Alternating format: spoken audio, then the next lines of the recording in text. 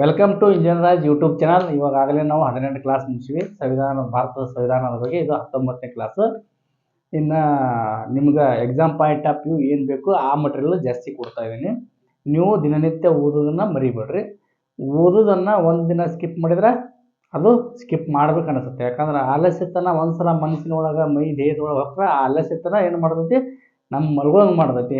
ನೀವು ಆಲಸ್ಯತನಕ್ಕೆ ಹೊಳ್ಳಿ ಮಲ್ಗುವಂಗೆ ಆದ್ರಿ ಅಂದ್ರೆ ನೀವು ನಿಮ್ಮ ಗುರಿ ಸಾಧಿಸೋಕೆ ಸಾಧ್ಯ ಇಲ್ಲ. ಹಾಗಾಗಿ ಪ್ರತಿನಿತ್ಯ ನಿಮ್ಮ ಯಶಸ್ಸಿನ ಗುರಿ ಬೆನ್ನು ಹತ್ತಿ ನೀವೇ ಹೋಗಬೇಕು ಹೊರತು ಬೇರೆ ಯಾರೂ ಹೋಗಂಗಿಲ್ಲ. ಒಂದು ಸಲ ಯಶಸ್ಸು ನಿಮ್ಮ ಕೈ ಹಿಡಿತಂದ್ರೆ ನೀವು ಸಮಾಜದಲ್ಲಿ ಒಳ್ಳೆಯ ಹೆಸರು ಮಾಡ್ತೀರಿ ಅಂತ ಹೇಳ್ತಾ, ಇವಾಗ ನಾವು ರಾಷ್ಟ್ರಪತಿಗಳು ಮತ್ತು ಉಪರಾಷ್ಟ್ರಪತಿಗಳ ಮತ್ತು ಅವರ ನೇಮಕ ಹೆಂಗೆ ಆಗ್ತೈತಿ ಮತ್ತು ಅವರ ಕಾರ್ಯಗಳೇನು, ಅವರನ್ನು ಯಾವ ರೀತಿ ಪದಚ್ಯುತಿಗೊಳಿಸ್ಬೋದು ಅನ್ನೋದನ್ನು ಸಂಪೂರ್ಣವಾಗಿ ಹಳೆಯ ವಿಡಿಯೋಗಳಲ್ಲಿ ಮಾಡಿ ಹಾಕಿದ್ದೀನಿ. ಹೋಗಿ ನೋಡ್ಕೊಂಬರ್ರಿ. ನಾನು ಯಾವಾಗಲೂ ಲೆಂದಿ ಕ್ಲಾಸ್ ಮಾಡೋಂಗಿಲ್ಲ. ಲೆಂದಿ ಅಂದರೆ 1 ಅವರ್ 1.5 ಅವರ್ಸು ಕ್ಲಾಸ್ ತೊಗೊಳೋಗಿಲ್ಲ. ಎಕ್ಸಾಮ್ ಪಾಯಿಂಟ್ ಆಫ್ ವ್ಯೂ, ನೀವು ಯಾವುದೇ ಒಂದು ಎಕ್ಸಾಮ್ಗೆ ಹೋಗಿ ಕುಂತ್ರೆ ಎಕ್ಸಾಮ್ನಾಗ ಯಾವ ಕ್ವಶನ್ ಕೇಳ್ತಾರೆ, ಯಾವ ಥರ ಕ್ವಶನ್ ಕೇಳ್ತಾರೆ ಅನ್ನೋದ್ರ ಮೇಲೆ ಅದೇ ಕಂಟೆಂಟ್ ಇಟ್ಕೊಂಡು ಮಾಡ್ತೇನೆ. ಇಷ್ಟು ಕ್ಲಾಸ್ ತೊಗೊಂಡ್ರೆ ನಿಮ್ಗೆ ಆಲ್ಮೋಸ್ಟ್ ನೀವು ಕ್ವಶನನ್ನು ನಿಮ್ಮ ಎಕ್ಸಾಮ್ನಲ್ಲಿ ಟಚ್ ಮಾಡ್ಬೋದು. ಮುಂದಿನ ದಿನಮಾನಗಳಲ್ಲಿ ಪೂರ್ತಿ ಡೀಪಾಗಿ ಫುಲ್ ಲೆಂದಿ ಕ್ಲಾಸ್ ನಾವು ಮಾಡೋಣ.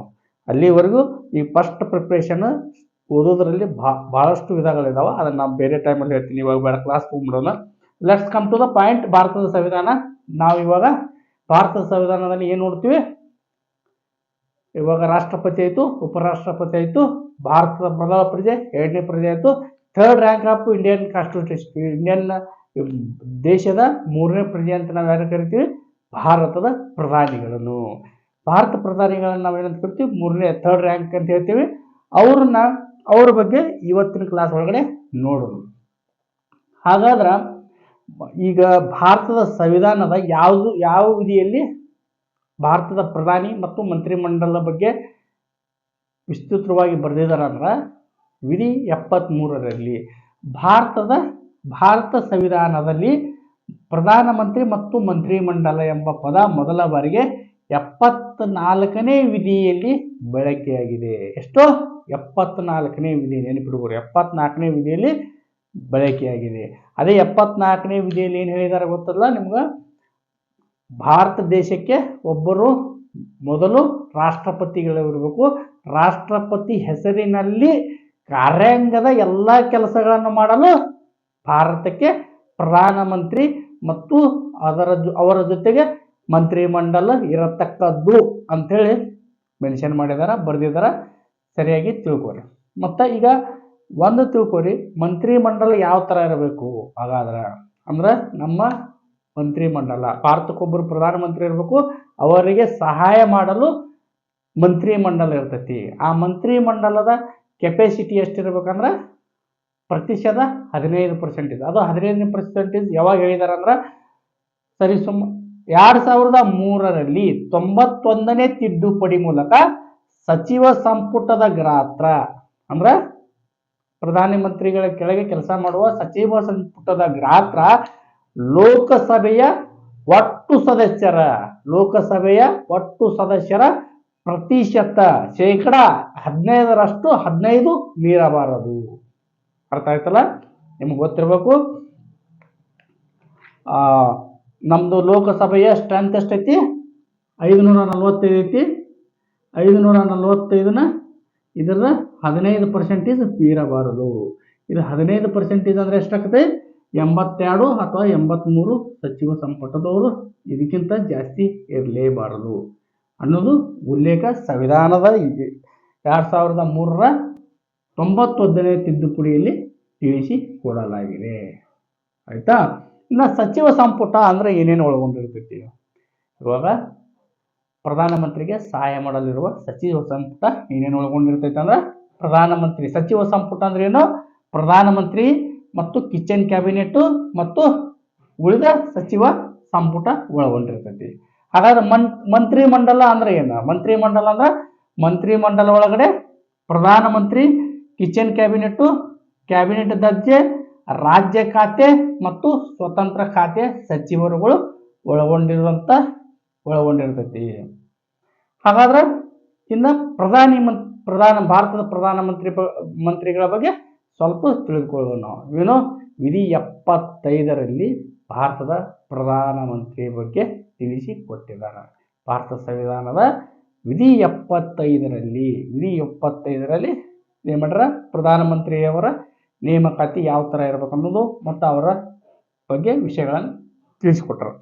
ಹಾಗಾದ್ರೆ ಇವ್ರು ಏನಪ್ಪ ಅಂದ್ರೆ ಸರ್ಕಾರದ ನೈಜ ಕಾರ್ಯಾಂಗದ ಮುಖ್ಯಸ್ಥರು. ಆವಾಗಲೇ ಹೇಳಿದ್ದೀನಿ ನಾನು ನಿಮ್ಗೆ, ಮೊದಲು ರಾಷ್ಟ್ರಪತಿಯವರನ್ನು ಕೇವಲ ನೆಪ ಮಾತ್ರಕ್ಕೆ ಮುಂದಿಟ್ಟು ನೈಜ ಕಾರ್ಯಾಂಗದ ಕೆಲಸಗಳನ್ನು ಮಾಡೋರು ಪ್ರಧಾನ ಮಂತ್ರಿಗಳು.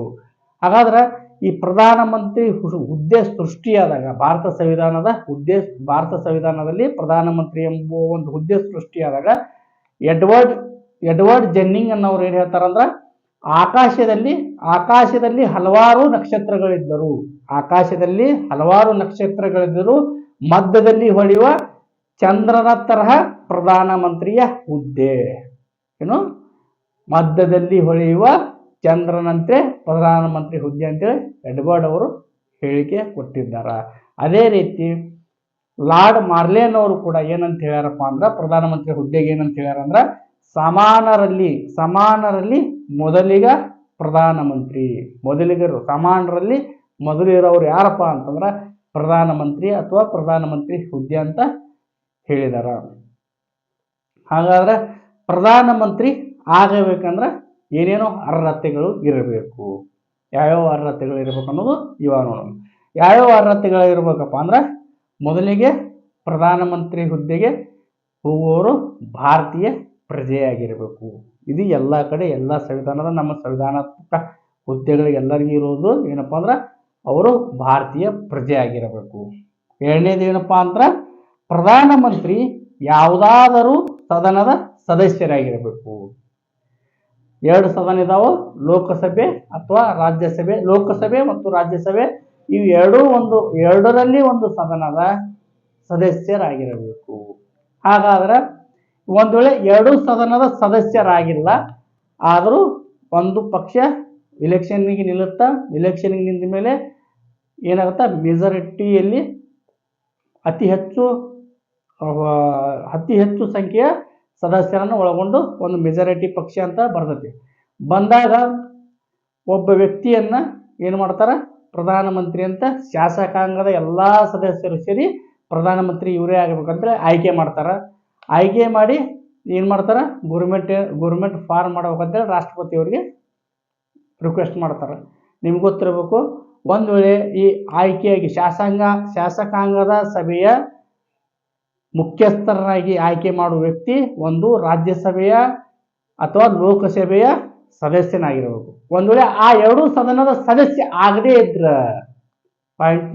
ಪಾಯಿಂಟ್, ಒಂದು ವೇಳೆ 2 ಸದನದ ಆಗದೇ ಇದ್ರ ಅವ್ರು ಏನು ಮಾಡಬೇಕು, ಆದರೂ ಕೂಡ ಅವರು ಆ ಶಾಸಕಾಂಗ ಸಭೆಯ ಏನಾಗಿರ್ತಾರ, ಮುಖ್ಯಸ್ಥರಾಗಿನ ಆಯ್ಕೆ ಆಗ್ತಾರ, ಪ್ರಧಾನಿಯಾಗಿ ಕೂಡ ಆಯ್ಕೆ ಆಗ್ತಾರ. ಆದ್ರ ಒಂದು ಕಂಡೀಷನ್ ಐತಿ.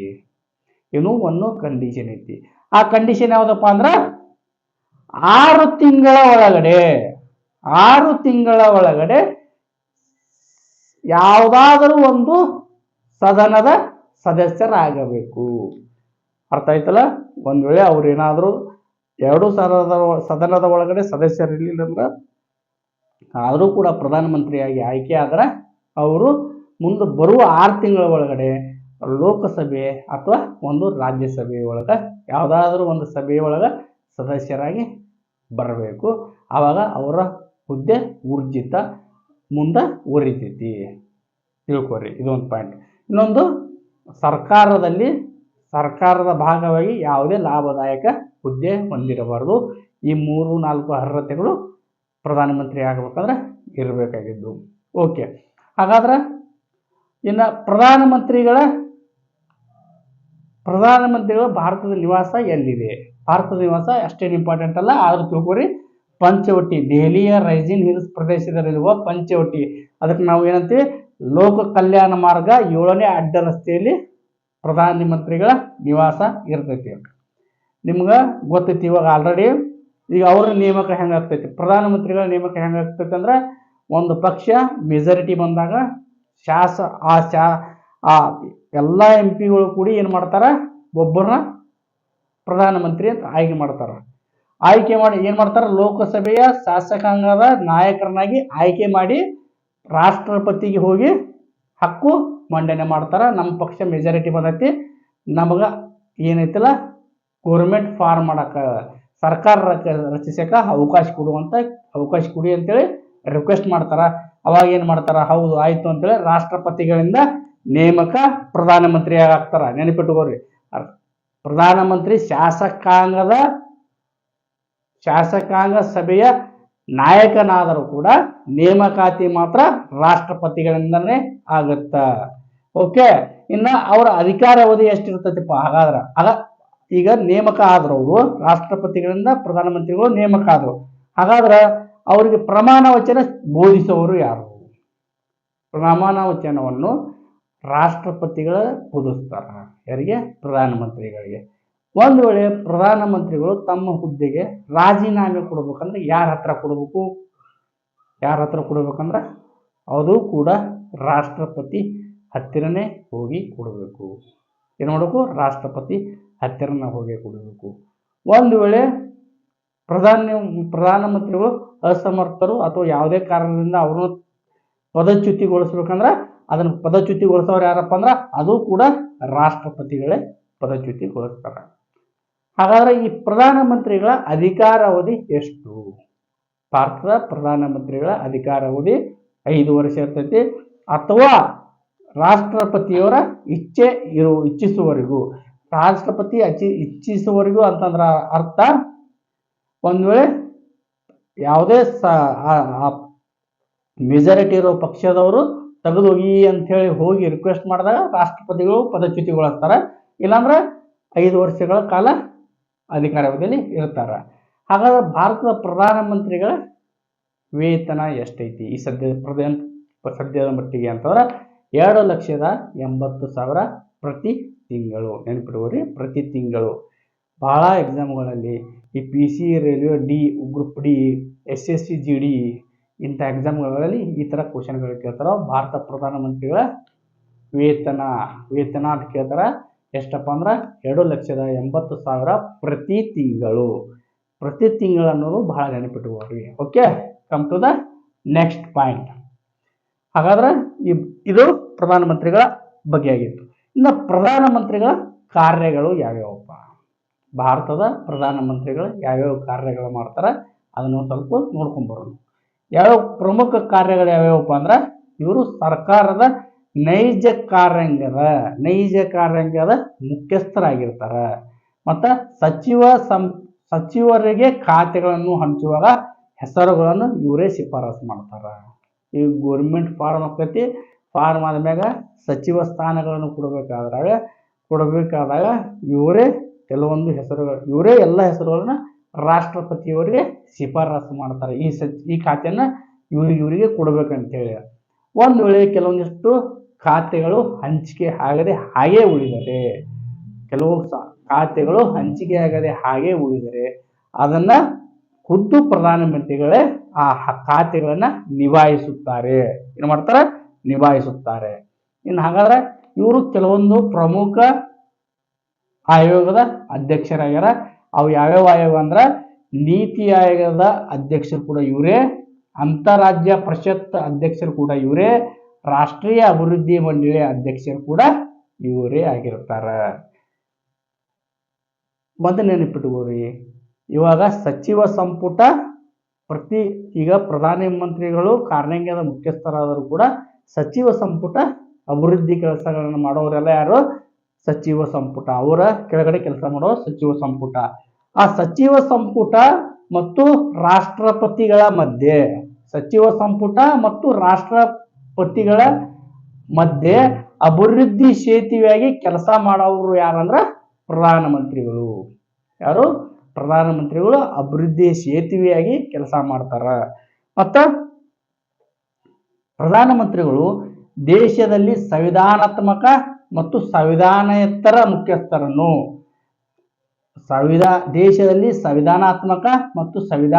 ಮುಖ್ಯಸ್ಥರನ್ನು ನೇಮಿಸುವಾಗ ಹೆಸರುಗಳನ್ನು ಶಿಫಾರಸು ಮಾಡ್ತಾರ. ಯಾರಿಗೆ? ರಾಷ್ಟ್ರಪತಿಗಳಿಗೆ.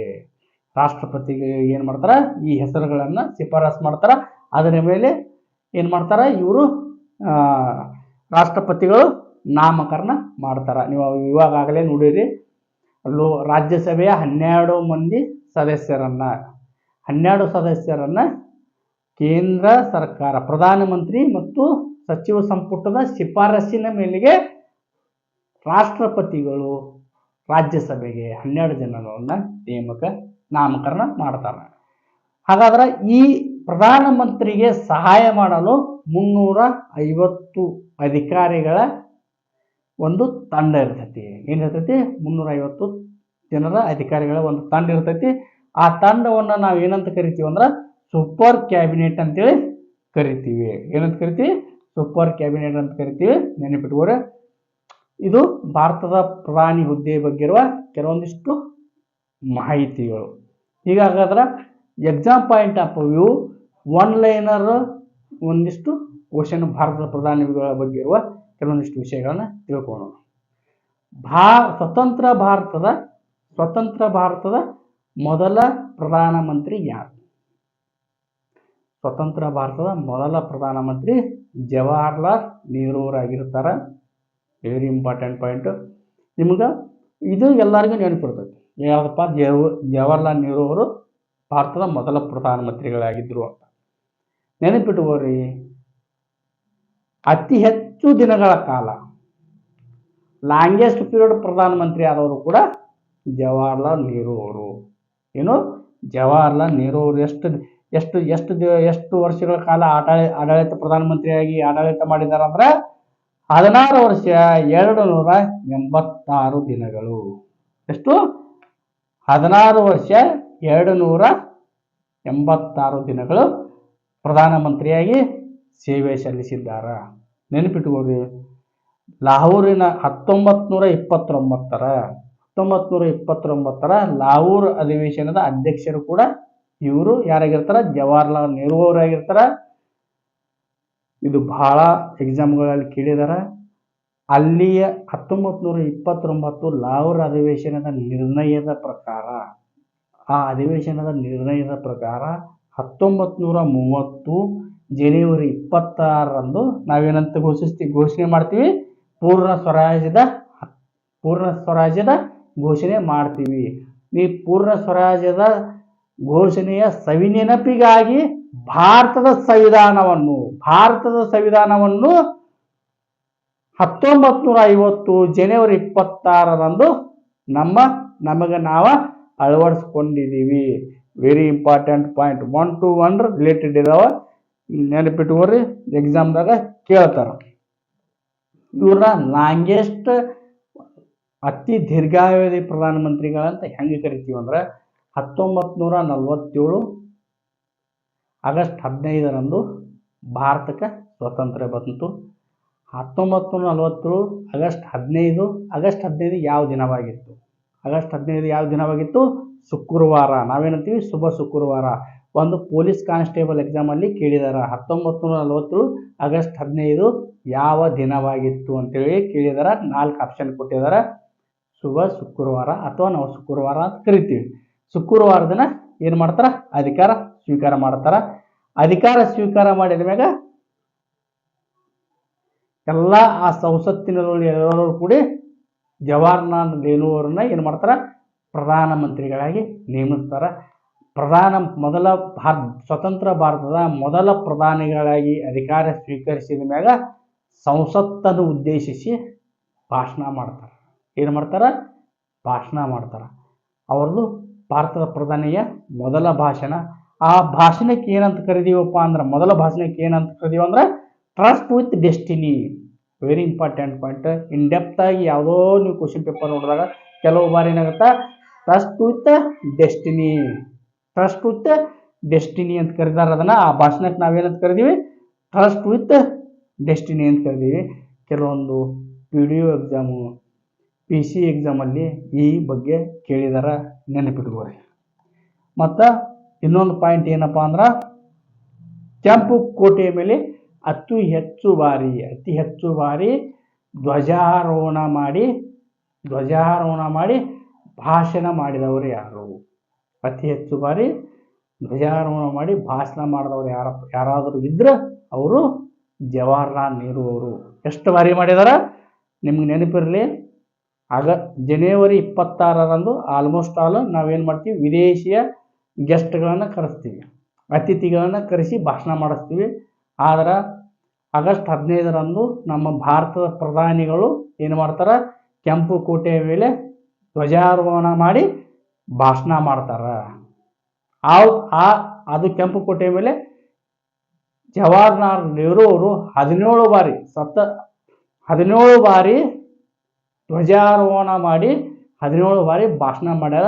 ಅದು ಕೂಡ ರೆಕಾರ್ಡ್ ಆಗೈತಿ. Very important. ಇನ್ನು ಹಾಗಾದ್ರೆ ಅವ್ರ ನಂತರ ಅತಿ ಹೆಚ್ಚು ಬಾರಿ ಮಾಡಿದವರು ಯಾರು? ಇಂದಿರಾ ಗಾಂಧಿ ಅವರು. ಎಷ್ಟು ಬಾರಿ ಮಾಡಿದಾರ? 16 ಬಾರಿ ಮಾಡಿದಾರ. ಇವಾಗ ಸದ್ಯದ ಮಟ್ಟಿಗೆ, ಇವತ್ತಿನ ಮಟ್ಟಿಗೆ ಹೇಳಬೇಕಂದ್ರ ಕಾಂಗ್ರೆಸ್ಸಿನವರಲ್ಲದ ಕಾಂಗ್ರೆಸ್ ತರ ಪ್ರಧಾನಮಂತ್ರಿ ಅತಿ ಹೆಚ್ಚು ಬಾರಿ ಯಾರಾದರೂ ಧ್ವಜಾರೋಹಣ ಮಾಡಿದವರು ಇವಾಗಿದ್ರ ಅದು ಯಾರಂದ್ರ ನಮ್ಮ ಮಾನ್ಯ ನರೇಂದ್ರ ಮೋದಿಯವರು. ಇವಾಗ ಇಲ್ಲಿವರೆಗೆ ಎಷ್ಟು ಬಾರಿ ಮಾಡ್ಯಾರಂದ್ರ 15 ಬಾರಿ ಭಾರತದ ಕೆಂಪು ಕೋಟೆ ಮೇಲೆ, ದೆಹಲಿಯ ಕೆಂಪು ಕೋಟೆ ಮೇಲೆ ಧ್ವಜಾರೋಹಣ ಮಾಡಿ ಭಾಷಣ ಮಾಡಿದಾರ. ನೆಹರು ಅವರ ರೆಕಾರ್ಡ್ ಬ್ರೇಕ್ ಮಾಡಲು ಇನ್ನೂ 2 ಬಾರಿ ಮಾಡಬೇಕು. ಅದು ಕೂಡ ಸದ್ಯದಲ್ಲೇ ಆಗುವ ಸಂಭವ ಜಾಸ್ತಿ ಇದೆ, ನೆನಪಿಟ್ಕೋರಿ. ಇವ್ರನ್ನ ನಾವೇಳ್ತೀವಿ ಕಾಂಗ್ರೆಸ್ ತರ ಪ್ರಧಾನಮಂತ್ರಿ ಅತಿ ಹೆಚ್ಚು ಬಾರಿ ಧ್ವಜಾರೋಹಣ, ಕೆಂಪು ಕೋಟೆಯ ಮೇಲೆ ಧ್ವಜಾರೋಹಣ ಮಾಡಿದವರು ಯಾರಂದ್ರ ನರೇಂದ್ರ ಮೋದಿ ಅಂತೇಳಿ ಹಾಕ್ರಿ. ಇನ್ಡೆಪ್ತ್ ಆಗಿ ಕ್ವಶನ್ ತೆಗೆಯುವಾಗ ಈ ತರ ಎಲ್ಲ ಕೇಳ್ತಿರ್ತಾರ. ನಾಲೆಜ್ ಸಲುವಾಗಿ, ಜ್ಞಾನ ಸಲುವಾಗಿ ಕೂಡ ನಿಮಗೆ ಇದು ಎಲ್ಲ ಅವಶ್ಯಕತೆ ಐತಿ. ಓಕೆ, ಹಾಗಾದ್ರೆ ಮೊದಲ ಪ್ರಧಾನಿಯಾದ ಜವಾಹರ್ಲಾಲ್ ನೆಹರು ಅವರು 3 ಬಾರಿ ಚುನಾವಣೆ ಕಂಟೆಸ್ಟ್ ಮಾಡ್ತಾರ. 3 ಬಾರಿ ಚುನಾವಣೆಗೆ ನಿಂತು ಗೆದ್ದು ಬರ್ತಾರೆ. ಯಾವಾಗ ಅಂದ್ರ 1952, 1957, 1962ರಲ್ಲಿ 3 ಬಾರಿ ಸತತವಾಗಿ ಇಂಡಿಯನ್ ನ್ಯಾಷನಲ್ ಕಾಂಗ್ರೆಸ್ ಅಂತ ಇಲೆಕ್ಷನ್ಗೆ ನಿಂತು ಗೆದ್ದು ಬರ್ತಾರ. ಅದೇ ತರ ಈಗ ಅವ್ರ ರೆಕಾರ್ಡನ್ನೇ ಸಮೀಪ ಅಂದ್ರೆ ಅವ್ರ ರೆಕಾರ್ಡ್ ಪಕ್ಕದಲ್ಲಿ ಇರೋರು ಯಾರಪ್ಪ ಅಂದ್ರೆ ನರೇಂದ್ರ ಮೋದಿ ಅವರು. 2014, 2019, 2024ರಲ್ಲಿ 3 ಬಾರಿ ತಮ್ಮ ಮುಂದಾಳತ್ವದಲ್ಲಿ ಚುನಾವಣೆ ಎದುರಿಸಿ ಏನ್ ಮಾಡ್ಯಾರ, 3 ಬಾರಿ ಪ್ರಧಾನಮಂತ್ರಿಗಳು ಕೂಡ ಆಗಿದ್ದಾರೆ. ಇವರು ನ್ಯಾಷನಲ್ ಡೆಮಾಕ್ರೆಟಿಕ್ ಅಲಯನ್ಸಸ್ ಮುಖ್ಯಸ್ಥರಾಗಿದ್ದಾರೆ. ಇವರು ಯಾವ ಕ್ಷೇತ್ರದಿಂದ ಆರಿಸಿ ಬಂದಾರ ಅಂತೇಳಿ ಕೆಲವೊಂದು ಎಕ್ಸಾಮ್ಗಳಲ್ಲಿ ಕೇಳಿದ್ದಾರೆ. SSC, ಪೊಲೀಸ್ ಕಾನ್ಸ್ಟೇಬಲ್, ಯಾವುದೋ ಒಂದು ಕೆಲವೊಂದಿಷ್ಟು ಎಕ್ಸಾಮ್ಗಳಲ್ಲಿ ಕೇಳಿದಾರ. ಭಾರತದ ಪ್ರಧಾನಿ ಬಗ್ಗೆ ಬಹಳ ವಿಸ್ತೃತವಾಗಿ ಕೇಳ್ತಿರ್ತಾರ. ಇವರು ಉತ್ತರ ಪ್ರದೇಶದ ವಾರಣಾಸಿಯಿಂದ ಗೆದ್ದು ಬಂದಿದ್ದಾರೆ. ಯಾರು? ನಮ್ಮ ಮಾನ್ಯ ಶ್ರೀ ನರೇಂದ್ರ ಮೋದಿಜಿಯವರು. ವೆರಿ ಇಂಪಾರ್ಟೆಂಟ್ ಪಾಯಿಂಟು, ನೆನಪಿಟ್ಟುಕೋರಿ. Exam point of view very important. Okay, come to the next point. ಇದು ಭಾರತದ ಮೊದಲ ಪ್ರಧಾನಿ ಬಗ್ಗೆ ಒಂದಿಷ್ಟು ವಿಷಯ ಇತ್ತು. ಭಾರತದ ಪ್ರಸ್ತುತ ಪ್ರಧಾನಿ ಬಗ್ಗೆ ಕೆಲವೊಂದಿಷ್ಟು ಇನ್ಫಾರ್ಮೇಶನ್ ಆಗಿತ್ತು. ಇವಾಗ ಕೆಲವೊಂದಿಷ್ಟು ನೋಡ್ಕೊಂಬರೋಣ. ಇವಾಗ ನೆಕ್ಸ್ಟ್ ಏನಪ್ಪಾ ಅಂದ್ರ, ವಿದೇಶದಲ್ಲಿ ನಿಮ್ಗೆ ನೆನಪಿರ್ಲಿ, ಅಧಿಕಾರದಲ್ಲಿದ್ದಾಗ ಮರಣ ಹೊಂದಿದ ಮೊದಲ ಪ್ರಧಾನಿ ಯಾರಪ್ಪ ಅಂದ್ರ, ನೆನಪಿಟ್ಕೋರಿ, ಅಧಿಕಾರದಲ್ಲಿದ್ದಾಗ ಮರಣ ಹೊಂದಿದ ಮೊದಲ ಪ್ರಧಾನಿ ಜವಾಹರ್ಲಾಲ್ ನೆಹರು ಅವರು. ಯಾರು?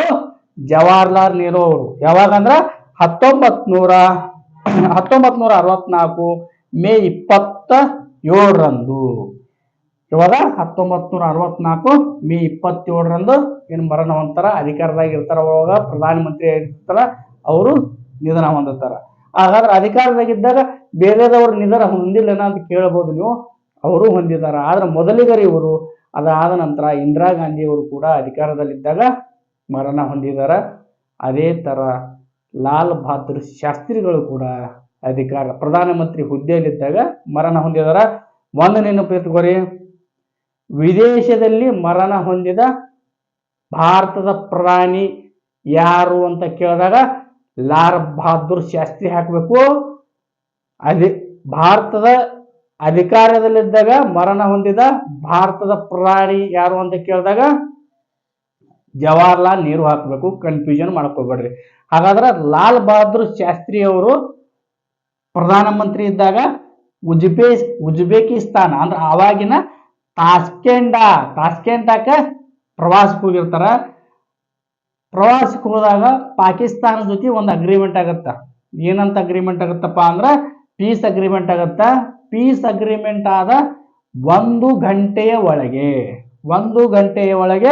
ಏನಾಗ್ತದ, ಅವರು ನಿಧನ ಹೊಂದುತ್ತಾರ. ವೆರಿ ಟ್ರಾಜಿಡಿಕ್ ಡೆತ್ ಅಂತ ನಾವು ಕರಿತೀವಿ.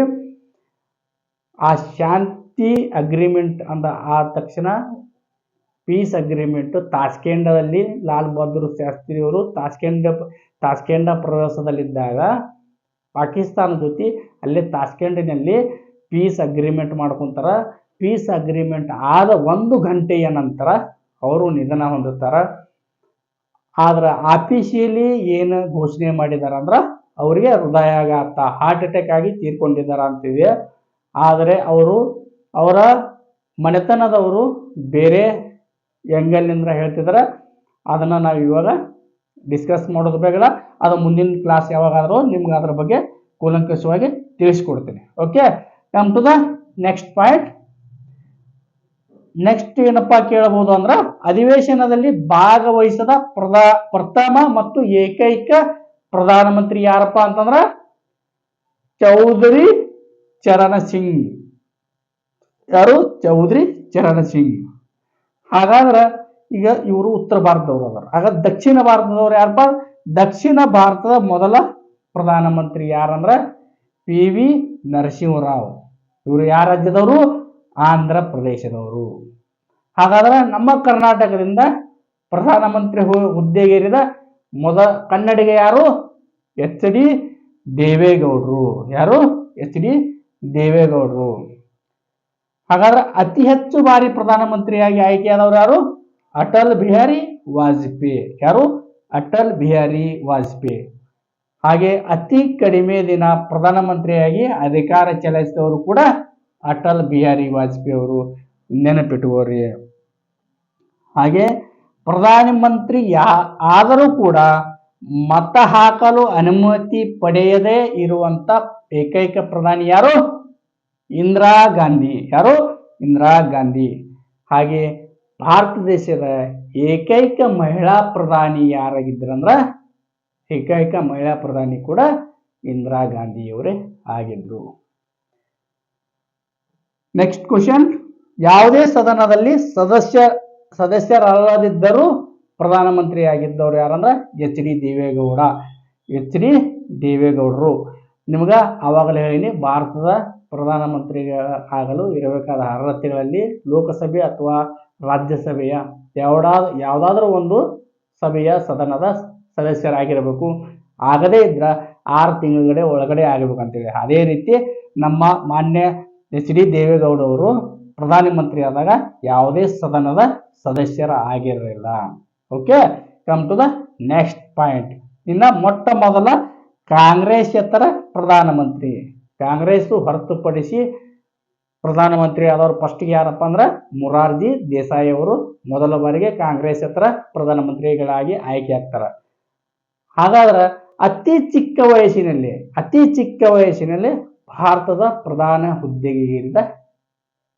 ಹುದ್ದೆಗೇರಿದವರು ಯಾರು? Youngest prime minister of India ಯಾರಪ್ಪ ಹಾಗಾದ್ರೆ ರಾಜೀವ್ ಗಾಂಧಿ ಅವರು.